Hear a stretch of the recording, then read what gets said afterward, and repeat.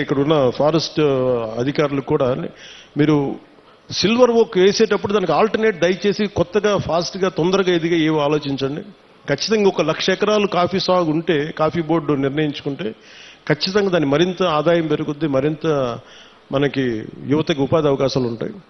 దీన్ని దృష్టిలో పెట్టుకొని పర్యావరణానికి, ఎందుకంటే ఎసిడిక్ ఎక్కువైపోద్ది, మన ఎసిడిక్ సాయిల్లో ఎసిడిటీ పెరిగిపోద్ది ఈ సిల్వర్ ఓక్ వేస్తే. అది మన నేటివ్ ప్లాంట్ కాదు. అందుకనే పనస కానీ మామిడి కానీ ఇంకా తొందరగా ఎదిగే మొక్కలు ఏమున్నాయి, వీటన్నిటి వృక్షాలు ఏమున్నాయి, వీటిని దృష్టిలో పెట్టుకొని ఖచ్చితంగా కలెక్టర్ గారు అడిగిన ఈ ప్రతిపాదనని ముందుకు తీసుకెళ్తాం. ఖచ్చితంగా 1,00,000 ఎకరాల్లో కాఫీ తోటని ముఖ్యమంత్రి గారు తెలియజేశారు. ఖచ్చితంగా దీన్ని సాధిస్తామని మీ అందరికీ తెలియజేసుకుంటాం. సో మీ అందరికీ మరోమారు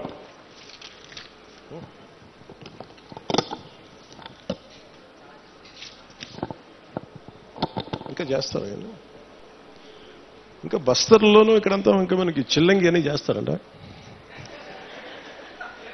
ఎప్పుడు చిన్నప్పుడు ఇప్పుడు నేను తులసి నవలు చదివాను, కానీ బస్తర్ నుంచి దార్కా వచ్చాడు, కాద్రా వచ్చాడు. నవల్స్లో బాగుంటుంది, కానీ నిజంగా అంటే ఎందుకో ప్రత్యేకించి పోలీస్ శాఖ అధికారులు నా దృష్టికి తీసుకొచ్చారు, ఎస్పీ గారు నా దృష్టికి తీసుకొచ్చారు, ఎస్పీ గారు డిఎస్పీ గారు ఇద్దరు. అంటే అరకు పరిసర ప్రాంతాల్లో ఇప్పటికీ చాలా మంది చెడుపు, చిల్లంగి మరియు చేతబడి వంటి మూఢనమ్మకాలని ఉన్నాయి. దానివల్ల పొరపాటున మానసికంగా మన ఇంట్లో బాగలేకపోతే, ఒకరికి ఎవరికైనా మానసిక వ్యాధి ఏదైనా వస్తే మనకు పడని శత్రువు ఎవడన్నా చిల్లంగి చేశాడు, చేతబడి చేశాడని చెప్పి కొట్టి చంపేయటం, ఇలాంటి చేయటం దాదాపు గత కొన్ని సంవత్సరాలుగా 9 మందిని చంపేశారనేది ఒక రికార్డు పోలీస్ శాఖ అధికారులు పెట్టారు. సో వారి విజ్ఞాపన, వారి విన్నపం ఏంటంటే, ఎట్టి పరిస్థితుల్లో మీరు దయచేసి దీని అలా ఆ మూఢనమ్మకాల వైపు వెళ్ళకండి.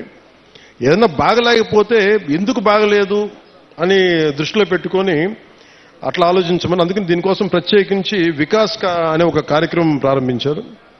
ఈ పై విషయాలన్నింటినీ, అంటే దీనికి గల కారణాలను పరిశీలిస్తే మూఢనమ్మకాలని మనకి ఇంట్లో వాళ్ళకి బాగలేకపోతే చేతబడి చేశాడు, చిల్లంగి చేశాడు అని సినిమాల్లో బాగుంటాయి, నవల్స్లో బాగుంటాయి. నిజానికి మన మనసుకు మించింది ఏం లేదు. అంటే మీ మైండ్ చెడు మంచి అనేది ఏంటంటే, ఒకడు పోవాలని కోరుకుంటున్నా అదే చెడు, అంతే, అదే చేతబడి. అందుకే ఇలా కాకుండా మీరు ఆలోచించాల్సింది, ఎవడు మన గురించి ఎంత చెడు చేద్దాం అనుకున్నా మనం యాక్సెప్ట్ చేస్తే తప్ప, మనల్ని ఓడించాలి నేను అసెంబ్లీలోకి అడుగు పెట్టం అని చెప్పి ఇంత కంకణం కట్టుకుంటే నువ్వెవడు ఇలాంటి చేతబడులు చేయడానికి? ఇలా చూడండి, మనంటే పర్నోళ్ళు ఎప్పుడు మాట్లాడతారు, అందువల్ల. కానీ మనం ఎలా ఎదుర్కోవాలి? కూర్చొని కొట్టడాలు ఇవన్నీ కాదు. బలంగా మన మనస్సు బలంగా ఉంటే ఏది పనిచేయదు, మనకి ఏది దుష్టశక్తి మన మీద పనిచేయదు.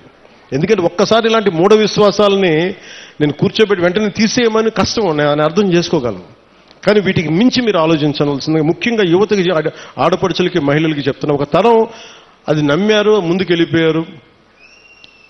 తులసి నవల్స్ లాగా బస్తర్ అడవుల నుంచి ఒకరు కొంతమంది వస్తారు, ఇలా చేశారు. ఇవన్నీ పాతకాలం, అన్నీ అయిపోయినాయి. మీకు ఎవరైనా సరే చెడు చెయ్యాలనుకున్నోడు కూడా మనకి ఎవడు చెడు చేయలేడు, మనం బలంగా ఉంటే మనం ఏదైనా ఎదుర్కోగలం. అందుకని ప్రత్యేకించి వీళ్ళెవరో మనకి చెడు చేశారు, చేతబడి చేశారు, చిల్లంగి చేశారు, వీటికి లోను కాకుండా, ఉద్రేకాలకి లోను కాకుండా, చట్టాన్ని మీ చేతుల్లోకి తీసుకోకుండా, ఇలాంటి జరగకుండా మీరు చూసుకోవాలి మనస్ఫూర్తిగా నేను మీకు కోరుకుంటా ఉన్నాను. అందుకని వీటన్నిటిని దృష్టిలో పెట్టుకొని అవగాహన కార్యక్రమం, వికాస్ అనే కార్యక్రమాన్ని శ్రీకారం చుట్టారు ఉన్నత పోలీసు అధికారులు.